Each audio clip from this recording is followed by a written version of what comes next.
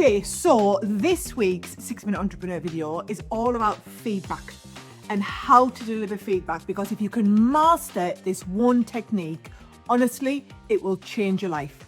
I don't care whether you're running your own business, whether you've just got a team of people at work that you manage, whether you don't even manage people, you're just managing your colleagues on a level and working with them, or if you're working with suppliers or freelancers. The ability to deliver feedback succinctly and in a professional way will turn you into an exceptionally great leader. Now, I can still remember when I did my training on how to do feedback. So my leadership coach, Kirsty, who's worked with me now over 10 years, I remember when she said to me, Sarah, how do you deliver feedback? And I said, oh, I'm really good at this.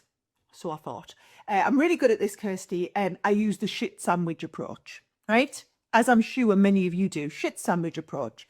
And what I said was, the only problem is I deliver a wafer thin slice of ham, it's the feedback, in a massive stotty bread. Now, a stotty bread is what we up here in the Northeast term like a big, thick, wedgy bread bun, right? So I deliver a wafer thin slice of ham in a massive stotty bread, when really what was needed is a steak in a pitta.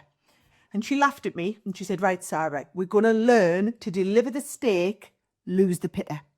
And if you think about it, the problem with delivering feedback in a shit sandwich is whoever it is you're talking to, they know. As soon as you start talking to them, they know that there's some feedback coming here and they're waiting for it and they're looking for it. And what you've got to remember is, and I've talked about this in the past, only 7% of the actual communication that you have with somebody are the physical verbal words that you say. The rest of it is in your body language and in your intonation. So even though you're getting ready and you're doing all the fluffy stuff, the bread around the wafer thin slice of ham, they're just waiting for that wafer thin slice of ham. And all you're doing with all of this fluff, the BS around the shit sandwich, is you're eroding their trust. What we need to do is learn to really deliver that feedback in a way that is very direct, but the people will take it because you care deeply, okay?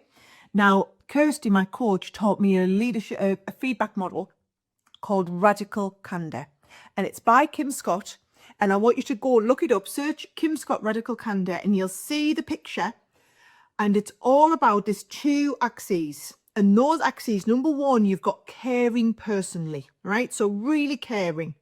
And then on the other axes, it's about challenging directionally, okay? So when we've got this axes, right up in the top corner, we want to be able to really care personally and give it very succinctly, really challenging. That's radical candor, okay? Now, if you're up in the other quadrants, now this is where I used to be with my shit sandwich, right? What I'm doing is I really care personally, but I'm not being direct. I'm being fluffy and giving the BS, right?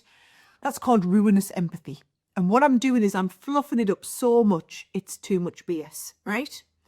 Now, what some people do is they don't care personally. They just are very, very direct. And those that do that, it's just obnoxious aggression, right? Is what it is. It's just obnoxious aggression. Or if you don't care and you're very direct, right?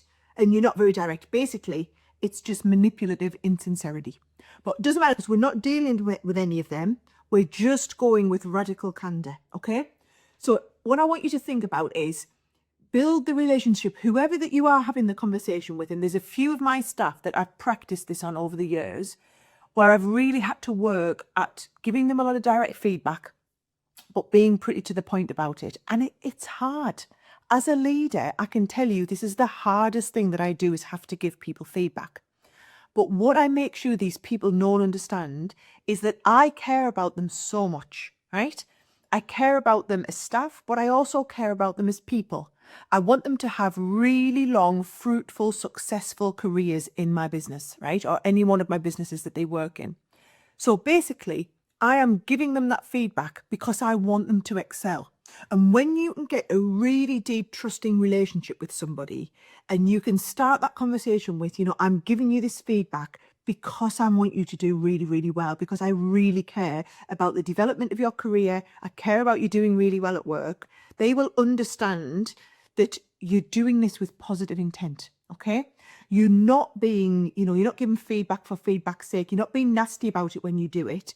You really have positive intent.